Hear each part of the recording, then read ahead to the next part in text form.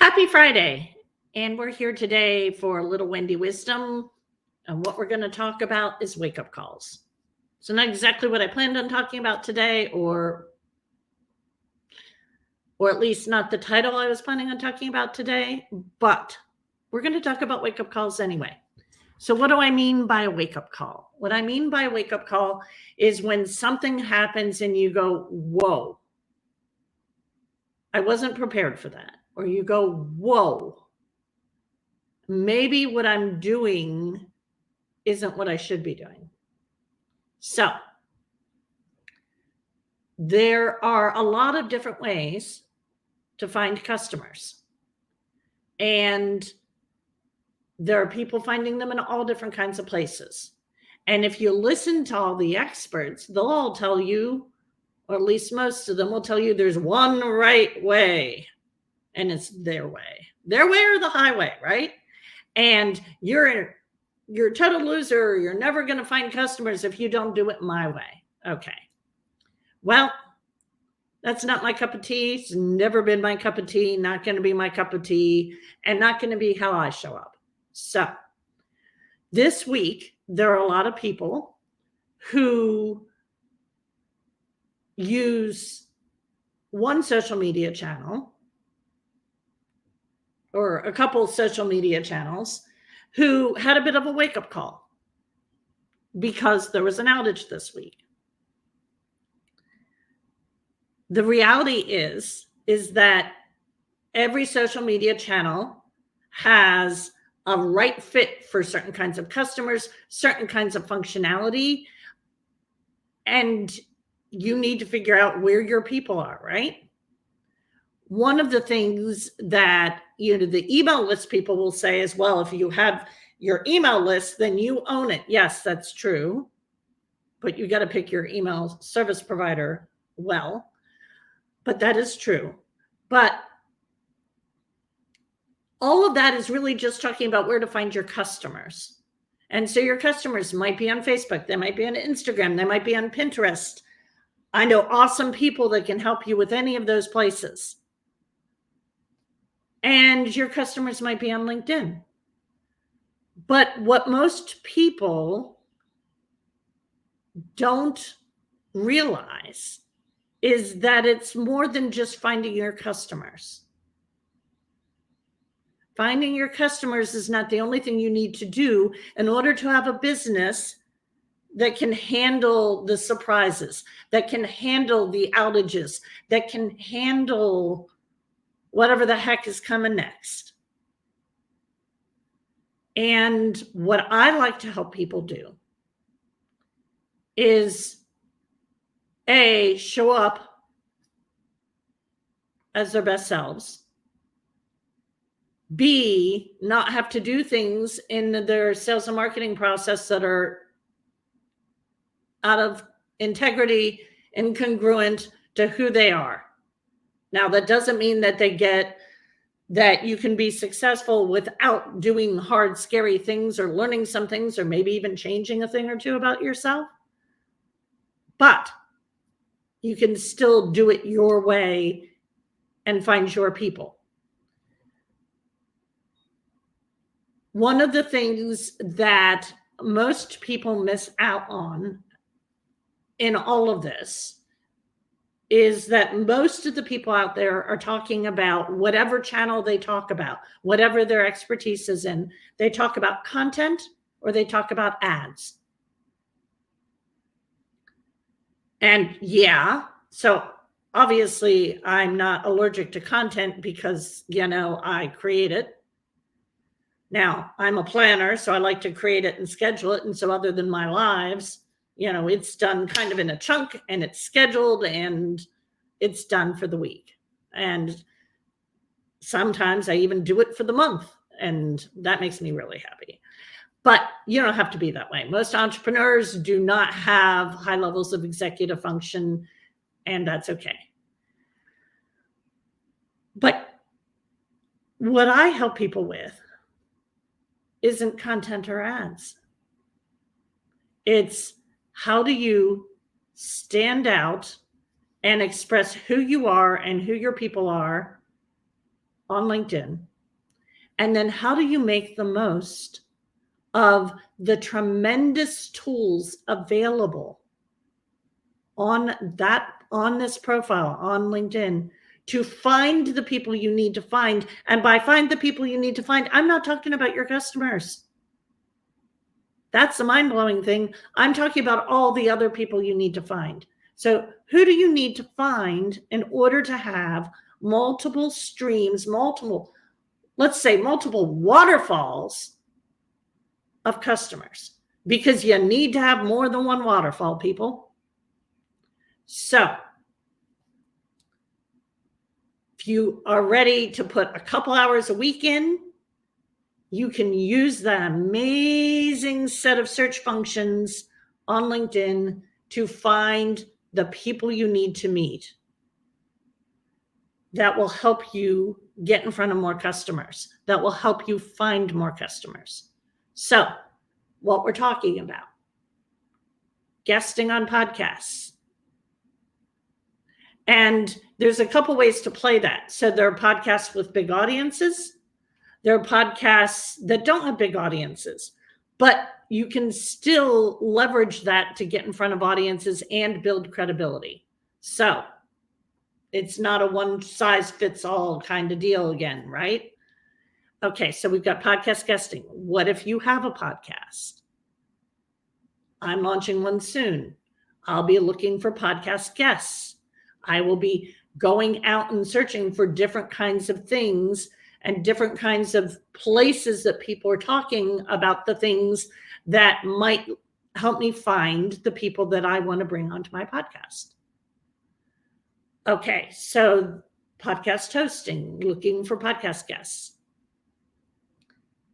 And then what about people who actually are doing the heavy lifting of creating the content and have people who are paying attention, people who are engaged, people who are not just emojiing, they're commenting, or even better yet, they're commenting on each other's comments. Now, you're going to be like, but Wendy, I'm not going to go poach people. And that doesn't sound like your vibe, Wendy. What are you talking about? No, I'm not talking about going to your competition. I'm talking about people who have an audience and are talking to your customers, but about other things your customers care about. That's what I'm talking about. And this is so super easy to do in a highly effective, highly efficient manner, using the amazing search tools, finding these people, and then blocking out a little bit of time, a couple times a week. And depending on how your brain works, some people, it takes them forever to get into the process, and then they're going to do it for a long time. There are other people that can just be like, yes, I've got that on my calendar. It's time blocked, and I'm just going to go in and do it when my calendar tells me to do it. Other people have to set up some automation alarms or whatever to make themselves do it. Whatever it is, we figure that out so that it works for your brain and your life. But going out there and finding those and then interacting with those posts is a huge way to get in front of more people. And if you've dialed in your profile, but most importantly, your headline, the first 3 to 4 words of that, that's what shows up when you make a comment on somebody else's post. So figuring that out is huge. And it's so huge that when I do a LinkedIn profile upgrade session for entrepreneurs, it's the last thing we do after we've done everything else in the profile. Actually, it's the last thing I do when I'm doing it for career coaching too, because it is the most important thing. And we have to figure out all the things that we need to say and what our strategy is before we do that. So yes, my entrepreneur friends, you want to make sure that that's dialed in, because when you launch this strategy, you want people to see the most important words. So I help X people do Y and get Z results. That is a really valuable thing. The best coaches marketing coaches teach that, but guess what? It doesn't work as a headline on LinkedIn, because all you'll see is I help X. Talked to somebody yesterday, and there's I help statement was I help men and women do X. And So what shows up every time he comments is I help men. I help men do what? That obviously was not going to help him when he goes out and comments on people's posts.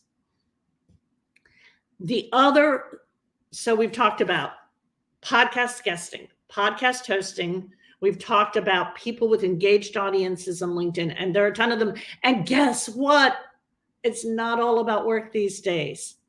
People got human in the last 4 years. But what else? How about speaking gigs? How about getting in front of audiences of your customers? So I started doing a series of workshops for my career coaching business that were all remote during the 2020-2021 period. And I got introduced to one.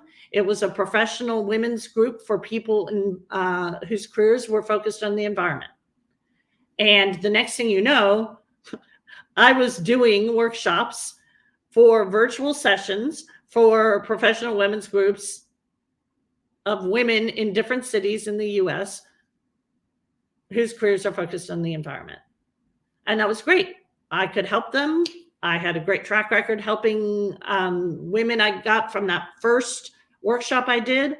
And it was really amazing. So that's another way. It doesn't have to all be in person standing on a stage. That's another way you can use LinkedIn. So I use LinkedIn to find all the other women's groups in the US of professional women whose careers are focused on the environment.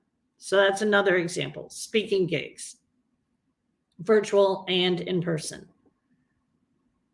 And then the last one is referral partners.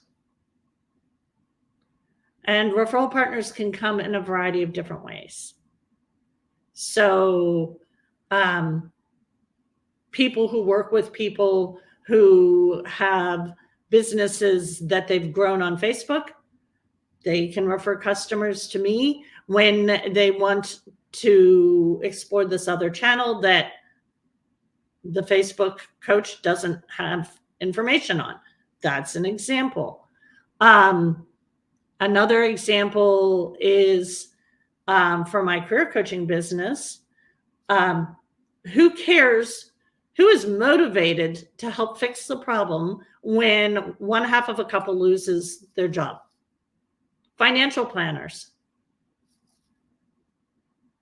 I mean, their job is to help people achieve their long-term retirement and financial goals and financial legacy goals, right?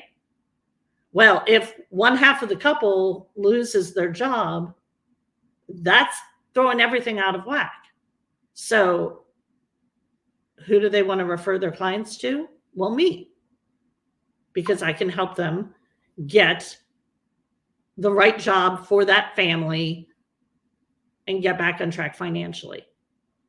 So figuring out who your referral partners are and then finding them on LinkedIn, super easy peasy to find them and build relationship with them.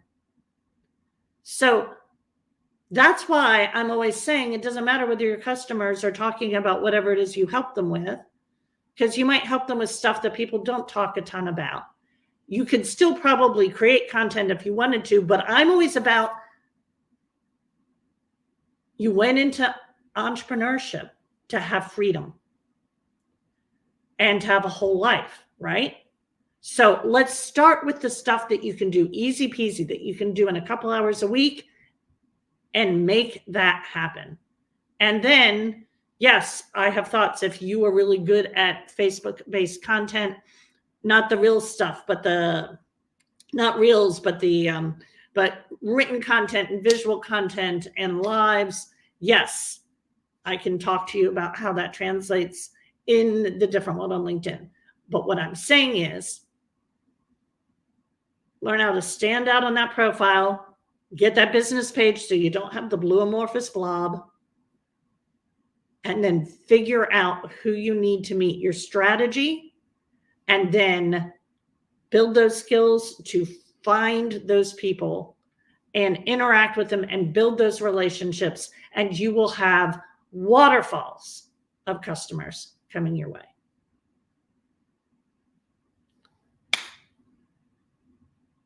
If you want some help with that, if you want an audit of your LinkedIn profile, see how you're doing standing out as an entrepreneur. If you actually really just want help with the whole thing, either way, reach out and we'll talk. I am offering free profile audits right now, so definitely drop an audit if you want a LinkedIn profile audit. It's Friday, and you know what that means. You know what I'm going to say. This weekend,